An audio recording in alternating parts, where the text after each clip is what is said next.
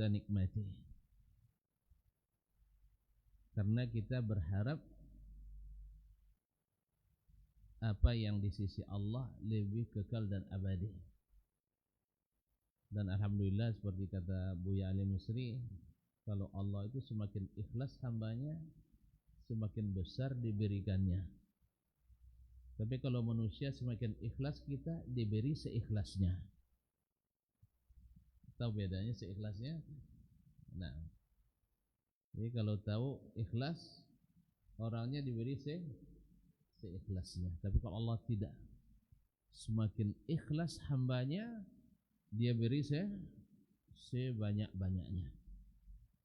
Oleh itu kita berharap kepadanya seperti yang dijanjikannya, bahwa pahala kita di bulan puasa tidak ada batasannya. Fa innahu li wa ana ajzi bihi.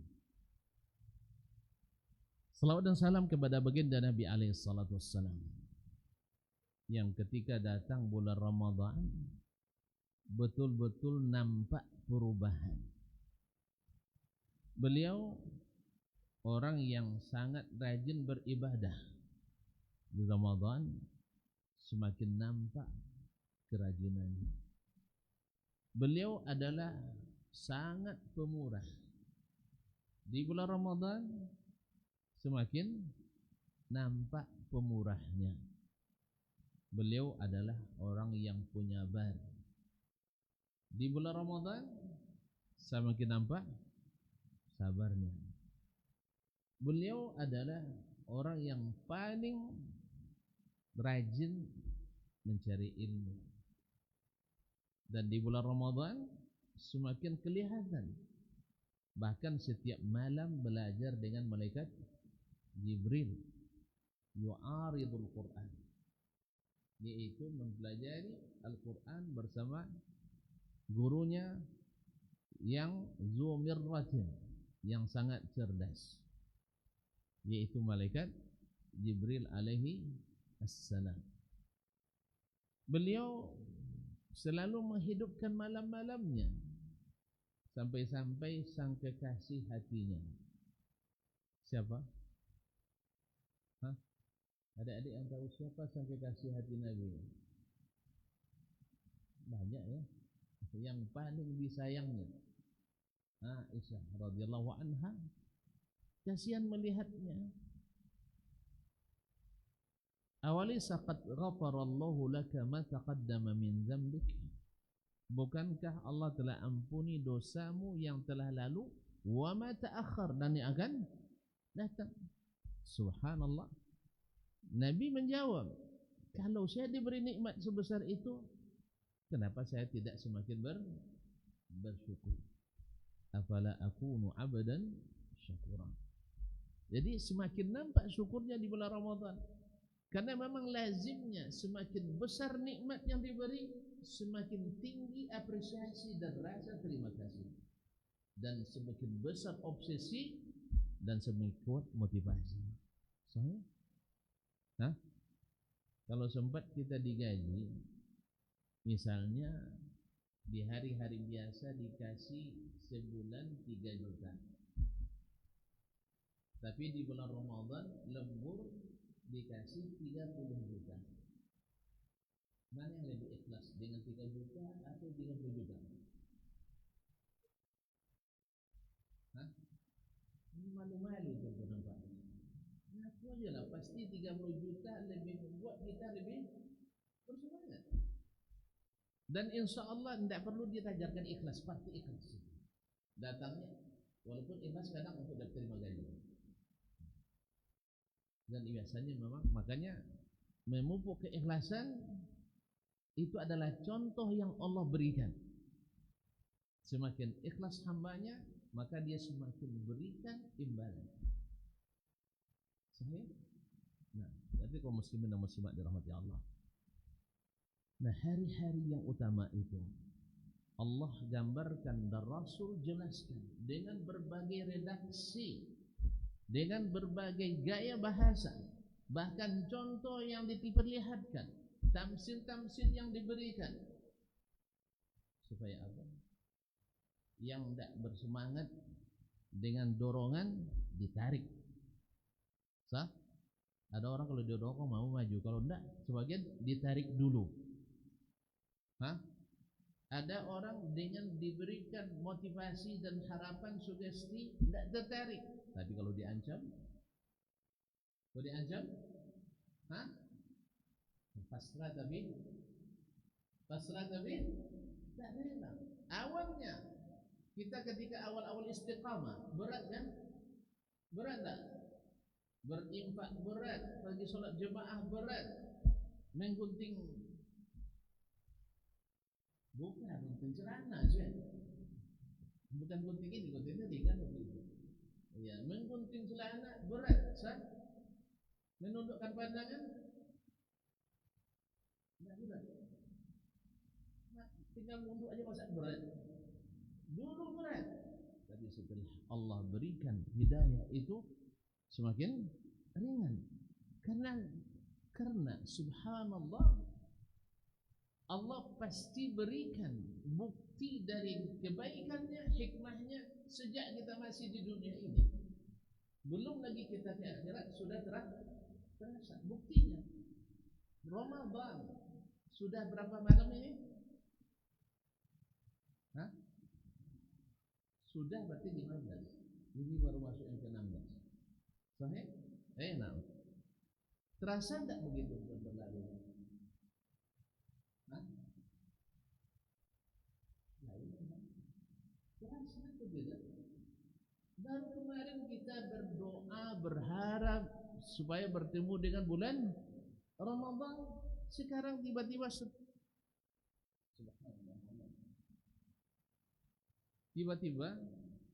suaranya berubah. Baik. Tiba-tiba apa tadi?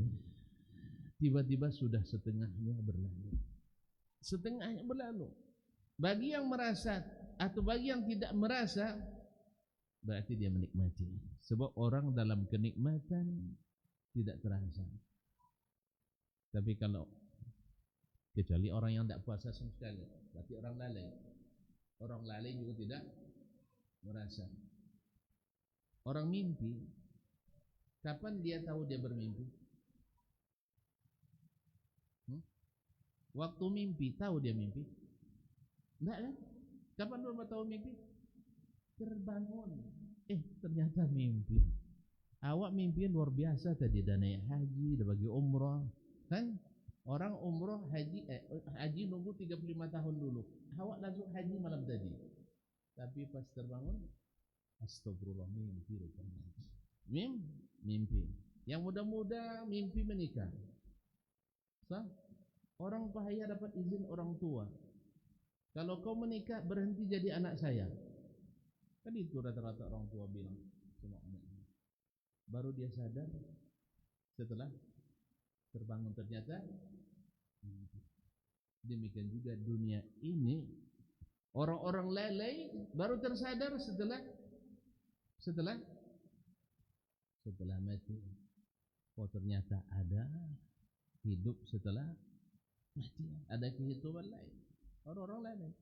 Oleh itu kaum muslimin dan muslimat dirahmati Allah SWT, di kesempatan yang sebentar ini, insyaallah saya berharap dalam tempo yang sesingkat-singkatnya, iya, supaya kan nanti boleh singkat-singkat, saya ingin mengingatkan diri saya. Setelah setengah Ramadan berlalu, berarti 15 hari sudah kita puasa. Ini pertanda Ramadan akan habis. Kita khawatir, tapi kita kadang mana lebih khawatir? Ramadan mungkin tahun depan datang lagi. Kita tahun depan,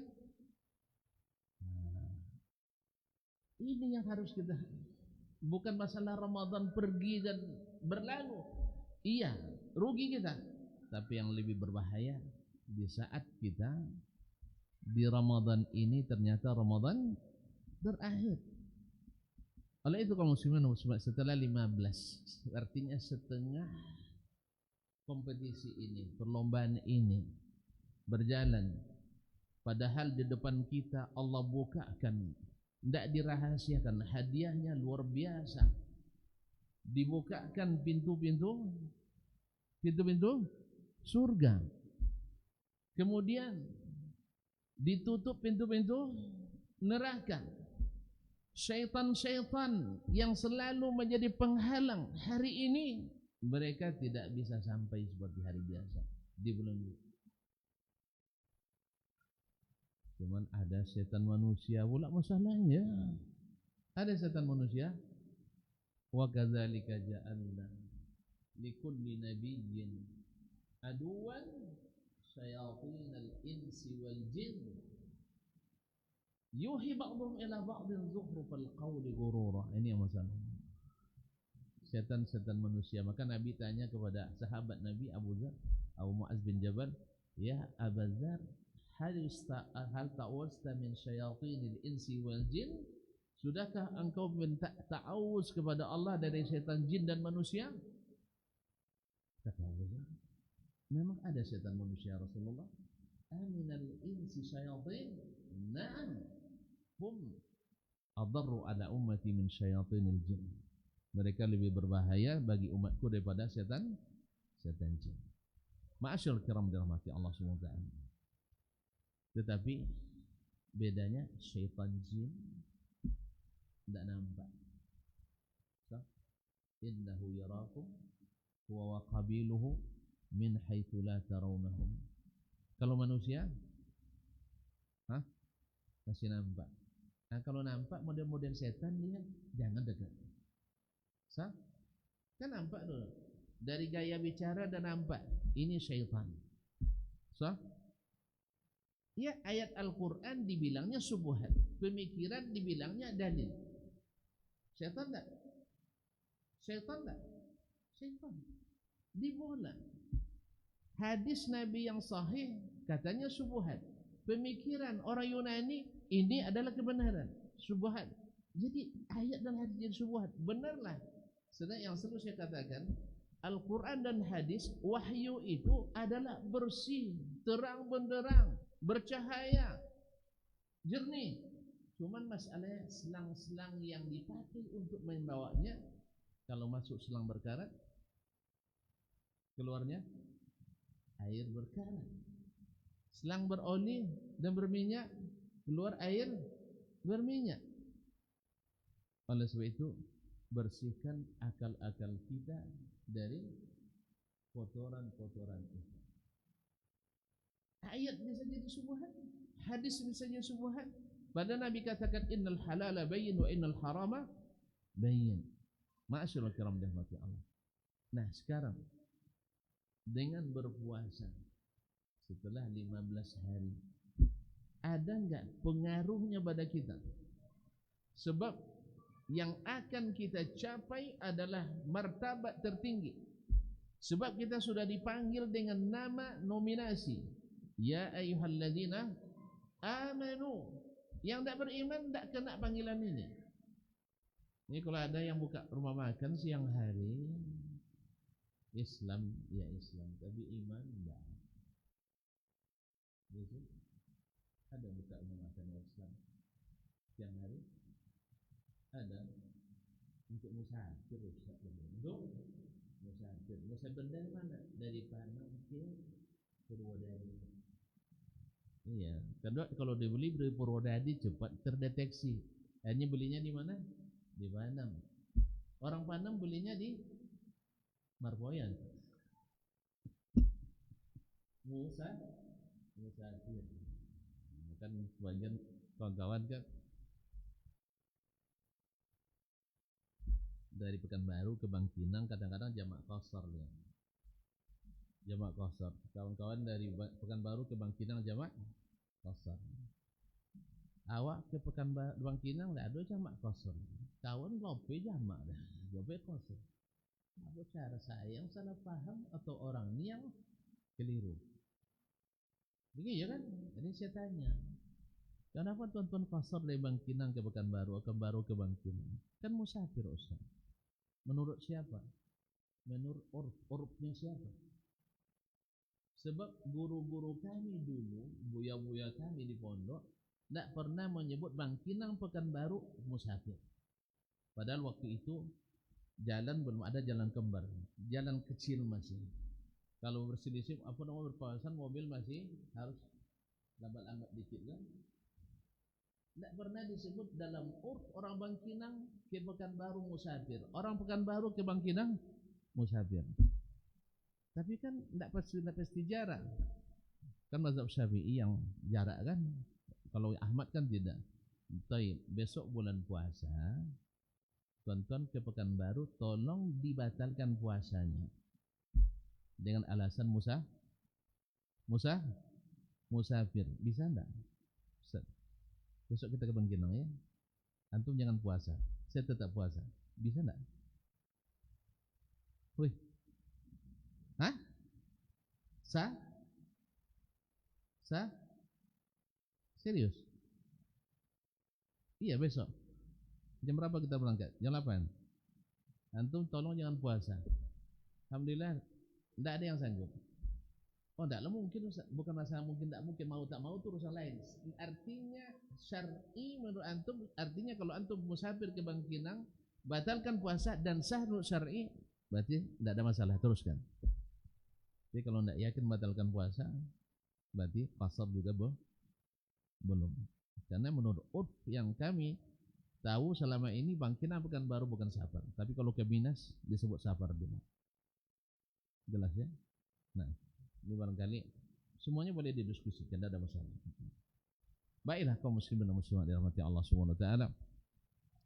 Nah, sampai di mana kita berhati-hati? Karena orang yang menjadi juara, menjadi peringkat takwa itu tidak mungkin asal beramal. Mesti pastikan bahwa yang kita kerjakan sesuai aturan. Sebab kita bisa saja didiskualifikasi, bisa dianulir, walaupun gol tapi tidak dianggap offside. Nah, karena takwa itu adalah seperti yang diriwayatkan dari Umar Khattab radhiyallahu anhu, kalmashi ala ardin zati shaukah, seperti orang yang berjalan di atas tanah yang ditaburi duri. Hanya tidaklah pakai sepatu, tidak pakai sendal, maka dia tidak akan meletakkan kakinya kecuali pastikan aman. Dan orang bertakwa tidak mungkin terjadi kecuali dengan mengikuti ilmu yang diajarkan. Sebab saya nak nanya adik-adik yang kecil-kecilnya, apa definisi takwa? Yang tahu tunjuk tangan. Nah, yang anak SMP SMA. Kalau tidak pindah ke mahasiswa nanti. Nah, apa definisi takwa?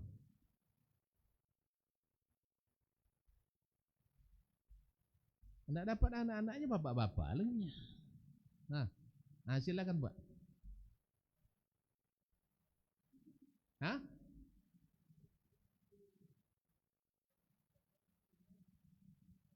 Bakso tiai. Bakso setu. Mantap masalah. Kojong nanti suah, tinggal nanti toga. Mantap. Bapak tak mau pulang Pak? Hah? Mana Pak? Bakek, bapak kan bang? Tidak nambang. Bapak langkah sampai 50.000. Yalah, tolong bensin. Tolong bensin. Pendapatnya beda lain. Baik, muslimin. Takwa itu melaksanakan perintah, meninggalkan yang ditegah. Makanya Nabi ketika menolak ada orang yang nak berbuat lebih dari Nabi, Nabi katakan, apa alasan Nabi menolak itu? Ana a'lamukum billah. Saya lebih berilmu tentang Allah dari kalian.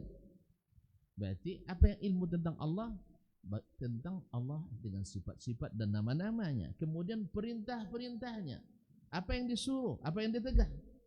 Maka Nabi tidak berani mengerjakan kecuali yang disuruh, dan tak meninggalkan kecuali yang dilarang. Bahkan ketika Nabi sempat tersalah membuat suatu keputusan dan tindakan, Allah tegur, abasa wa tawalla an ja'ahul a'ma. Besok jangan diulang lagi Muhammad.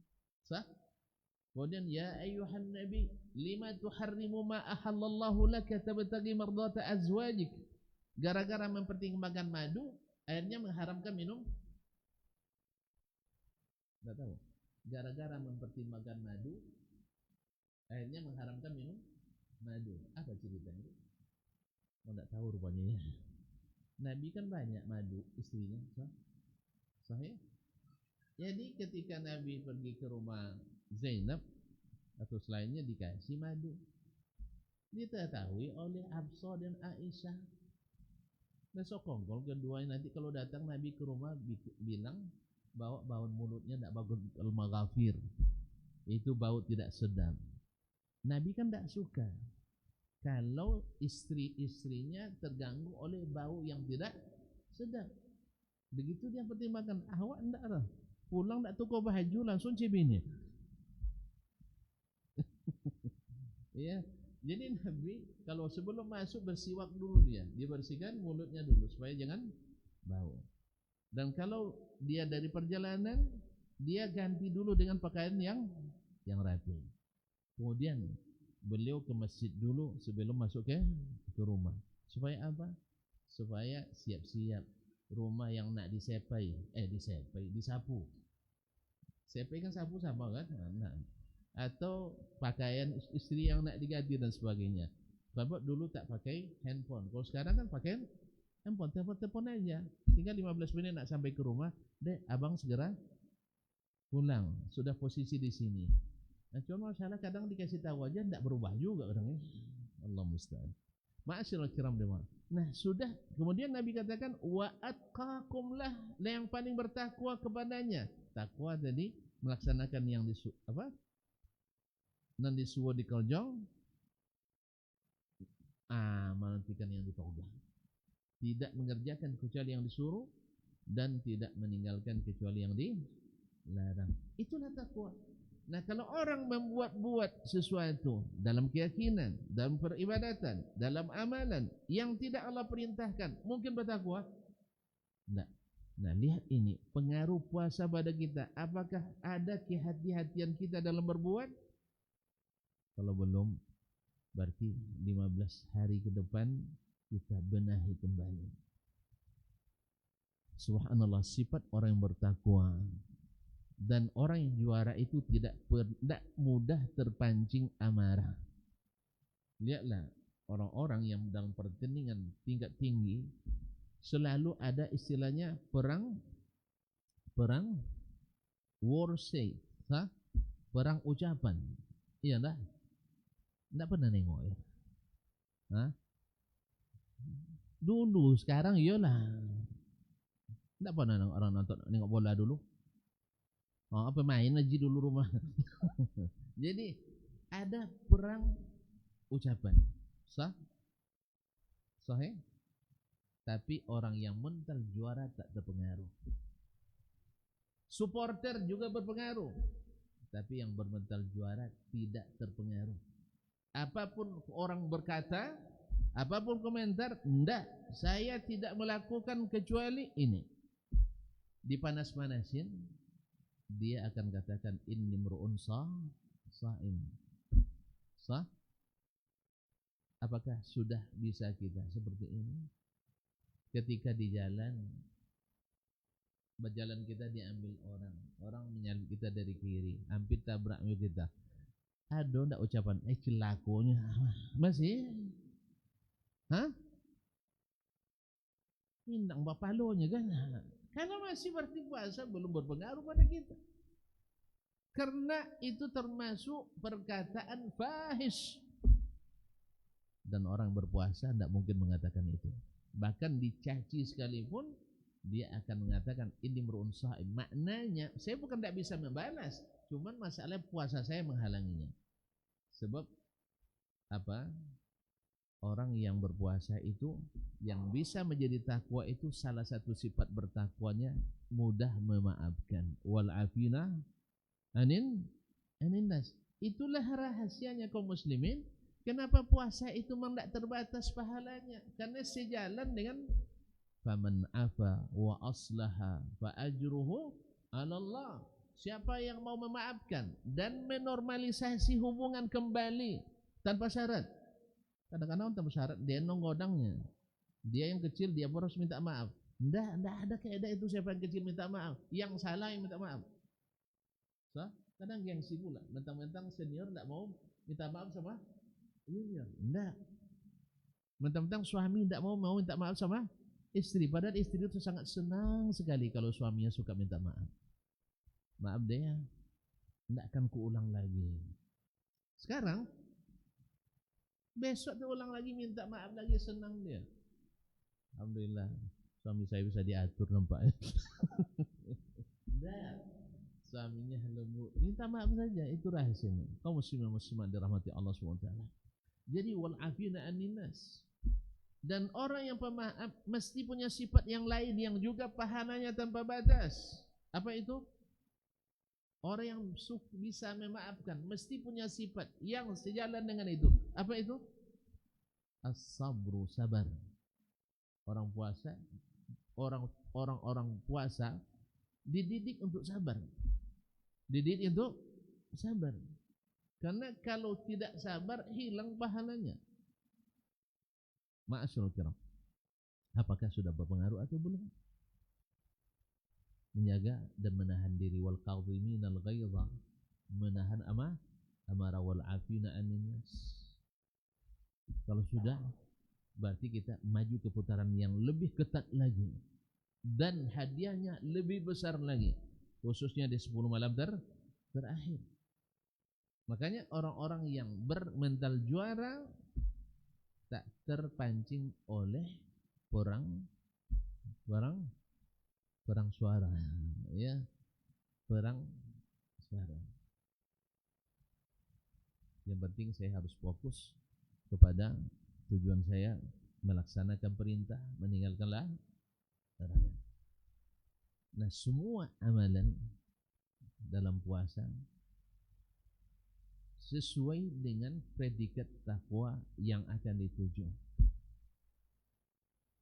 Dan hadiah utamanya, hadiah yang dicari adalah masuk surga tanpa hisab. Loh, kok bisa tanpa hisab? Dan lupa lagi ya, man shama ramadhana imanan wa ihtisaban ghufira lahu ma taqaddama min dhanbi. Siapa yang puasa Ramadan dengan iman, artinya melaksanakan perintah Allah, yakin ini perintah Allah dan dilaksanakan, wahtisaban, berharap pahala hanya darinya, bukan karena segan, bukan karena kita di tengah-tengah orang Islam, enggak, memang berharap dari Allah, maka diampuni dosanya yang telah lalu. Man qama ramadhana imanan wahtisaban, siapa yang qiyam Ramadan seperti tadi, dan yang akan kita lanjutkan lagi setelah ini, mengaji, berzikir, baca Quran dan seterusnya, bahkan termasuk sahur, masuk qiyam Ramadan. Sah? Masuk enggak? Berpahala sahur? Berpahala. Dan di saat sedang sahur jangan lupa untuk banyak istighfar. Wabil ashari hum yastaghfirun. Allah turun, turun lagi. Ini katanya subuhat nih, Mas. Allah turun ke langit pertama di sepertiga malam terakhir. Ini subuhat katanya. Perkataan Nabi jadi subuhat. Itulah gara-gara akal berkarat. Gara-gara akal berkarat. Kalau perkataan Nabi sudah jadi subuhat, apa yang tak subuhat lagi? Kalau perkataan Allah jadi subuhat, apa yang diterang lagi? Jelas ya? Kalau perkataan Allah dan Rasul tidak bisa memutuskan perkara di antara kita, apa yang bisa memutuskan di antara kita? Akal siapa? Makanya tolong yang masih berkarat akalnya segera diamplas atau dibubut. Ya. Tidak payah-payah. Baca Quran dengan tadabbur, baca hadis dengan belajar dengan benar, dan ketahuilah bahwa hukum asalnya zahir Al-Quran dan hadis wajib diimani. kecuali ada dalil lain yang memalingkan dari makna zahir. Tuan-tuan, saya berceramah nih ya, dari tadi pakai makna zahir atau makna muta'awwal? Pakai makna zahir atau makna majas? Kalau sempat pakai majas semua banyak tidak paham. Makanya orang yang selalu suka pakai majas tidak paham beragama, dong, itu masalah. Tidak paham. Lain yang disuruh, lain yang dibuat, Pak ya. Lain yang tegah, lain boleh yang ditinggalkan. Lain yang beritakan, lain yang diyakini. Tonton sudah mulai ya, ngantuk ya. Sudah mulai nak semangat. Cukup sampai sini aja lah. Nah, jadi semakin banyak kita mengetahui peluang-peluang, sifat-sifat pangsang juara yang bertakwa itu, semakin banyak kita dapat kesempatan untuk menjadi orang bertakwa. Jadi apa balasannya? Apa namanya? Kenapa kita mengejar ampunan tadi? Karena kalau sudah diampuni, bersih catatannya. Kalau sudah bersih catatan hutangnya, ada lagi tuntutan hukum? Ada tuntutan hukum lagi? Bersih dari dosa-dosa. Misalnya diterima puasa kita, mati kita di Ramadan ini. Besok di akhirat ada hisab lagi?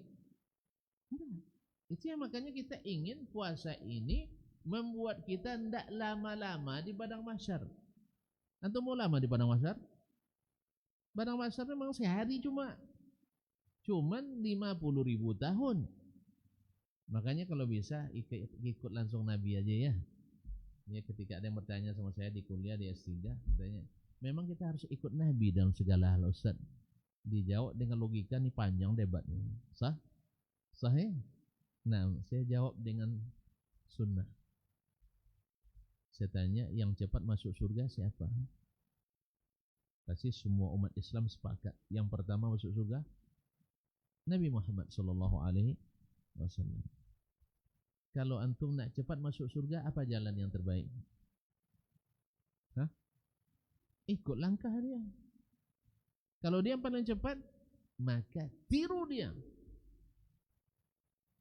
Saya tiru. Manjat dia, manjat kita. Turun dia. Lompat kita, lompat dia.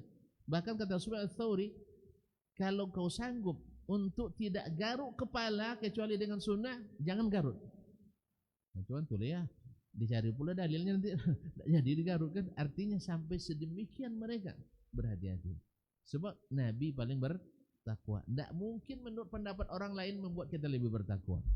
Oleh sebab itu kita serukan selalu, jangan di Ramadan ini buat inovasi tiada henti. Kan banyak inovasi tiada henti. Saya amati dari sejak saya masih tua dulu. Ketika saya masih tua dulu, kan dulu kita masih anak-anak tuh ngaji sama wirid uang tua di kampung. Wirid orang masih ingat Pak ya? Alhamdulillah. Nah, Bapak tua juga dulu. Nah, itulah ngaji. Dengan yang ada sekarang, semakin banyak inovasi dalam beribadah di bulan Ramadan. Ingat, Nabi tidak menerima semua yang baik menurut pikiran dan perasaan kita. Banyak yang dianulir oleh Nabi SAW, cita-cita, keinginan baik para sahabat. Dan ada pula yang dia sahkan, yang dia sahkan jadi sunnah takririyah. Oleh sebab itu kaum muslimin dan muslimat dirahmati Allah, sudahkah berpengaruh menahan marah kita, kemauan berinfak kita? Kalau ada yang sejak Ramadan pertama sampai hari ini tidak pernah berinfak, itu bahaya tuh. Sebab sifat orang bertakwa pertama adalah alladzina yunfiquna fis sarra'i wad dharra, dalam keadaan sulit.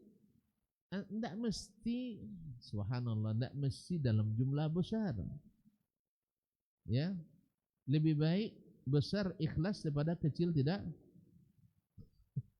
ikhlas. Walaupun hanya dengan segelas air. Antum tidak dapat belikan, ambil di kotak yang di masjid itu, kan tinggal angkat kartonnya. Boleh Pak? Ngomong boleh kan? Ambil kartonnya, bawa ke jemaah. Insya Allah sudah dapat pahala, infak dengan tenaga. Sah? Infak dengan tenaga. Makanya di sini pentingnya kita berilmu sebelum mengamalkan. Ya, kita cukupkan sampai situ ya. Ya, sudah perpanjang besok tonton losi pula enggak mau lagi. Besok Ustaz Dasman yang kasih jadwal katanya. Kada 30 menit jadi 3 kali 2 ya. 2 kali 30 menit. Ya tadi maksimal kata kawan tuh 30 menit Ustaz katanya. Cuman dapat dari Dr. Syafi'i minimal 30 menit katanya. Berarti dinasakh yang pertama tadi. Ya. Jadi kalau seandainya ada masalah nanti jangan salah saya kata Dr. Syafi'i. Terima kasih dan mohon maaf. Wallahu taala alam wa sallallahu ala nabiyyina Muhammad wasallam. Wabillahi taufiq wa hidayah. Wassalamualaikum warahmatullahi wabarakatuh.